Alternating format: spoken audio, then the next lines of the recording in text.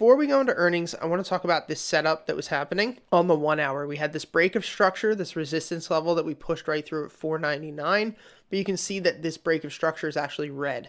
And what that means is that we did not have enough volume to actually consider this to be a full breakout. This just means that usually there's not enough volume there and that we'll potentially reject. So going into close, it was looking pretty solid, but let's see how the actual numbers were. I haven't even looked at these. So Nvidia revenue triples as the AI chip boom continues. So let's see here. Earnings were $4.02 per share, adjusted versus $3.30 per share. So obviously they killed it there. Revenue 18.12 billion versus 16.18 billion. Killed it there as well. So I did see a lot of people on Twitter who are like, dude, if they kill on the top and the bottom line so well, like how is Nvidia not continuing to run? This is what people, not what analysts were expecting, but when you have a stock that's just continuing to rip the way that Nvidia is, you need to do more than just beat on numbers like this. It's really all about guidance, because the way that arbitrary and overinflated price and even underinflated price, like when you find a stock that's really beaten up and it shouldn't be, that arbitrage happens basically from people speculating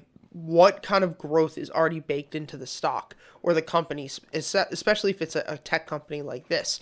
So let's see, Nvidia grew 206% year over year. Obviously, guidance is going to be the most important thing. Net income is 9.24 billion or 371 per share, up 680 million. The company's data revenue center totaled 14 billion, a healthy uptake from clouds and specialized in renting out GPU clients.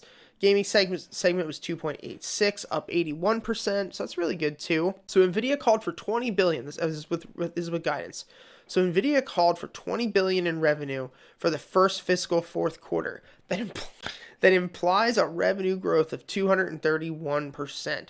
During the quarter, Nvidia's announcement of the GH200 chip, which is more memory than the current H100 and additional ARM processor on board. The H100 is expensive and in demand. Nvidia said Australia-based Iris Energy, an owner of Bitcoin mining data centers, was buying 248 of them for $10 million, which works out to be $40,000 a pop. Man, that's crazy. Computing instances based off of, so that's, all right, let's continue with this. As recently as 2 years ago, sales of GPUs for playing video games on PCs were the largest source of Nvidia's revenue. Now the company gets more revenue from deployment inside of server farms. The introduction of ChatGPT bot plus Microsoft back-started OpenAI in 2022 calls a lot of companies to look for other ways to add generative artificial intelligence capabilities to their software, which you guys see like every single company is doing that right now. Like Notion, every company has their own. There's like Bard, Grok, like all these, every single company, like even I think Canva, any of these companies that you use any day, they're all using their own generative AI. So every company is obviously going to be using those, which means everything's going to be in demand. So Nvidia does face obstacles, including competition with AMD and lower revenue because of export restrictions that can limit sales of its GPUs in China. Ahead of the report, analysts nevertheless were optimistic. Quote, GPU demand continues to outpace supply as generative AI adoption broadens across the industry verticals, Raymond James said, wrote Monday. All right, so overall, guys, like really not bad. Like if I was a long-term investor right now, I'm just gonna say this, it's gonna piss some people off. If I was a long-term investor in Nvidia and I got an Nvidia back down here in December, or if I even got in the past couple of years, I probably would be taking my profits, especially if I was doing short-term capital gains.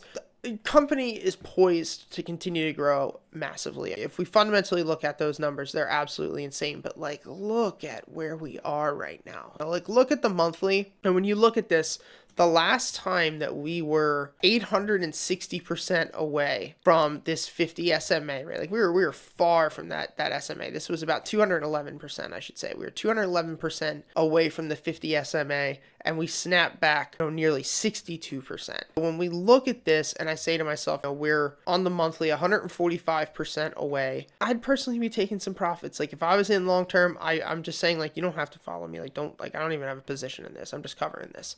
But like I personally would be looking to scale some profits. I think that we could see 600 maybe, but like what's that, another 20%? Now a pullback down long term to like the 50 SMA is 41%. So I will not be buying Nvidia long term anytime soon. I will definitely be trading it for sure. That's for sure. especially while it's trending up. So thank you guys for all the support. Check out our Discord community. Follow me on X. I throw out all my trades over there. They're free. And I throw out all my trades too on our Discord community, as well as you'll get access to our trading bots and much more. So thanks for all the support, guys. I'll see you next time. Peace.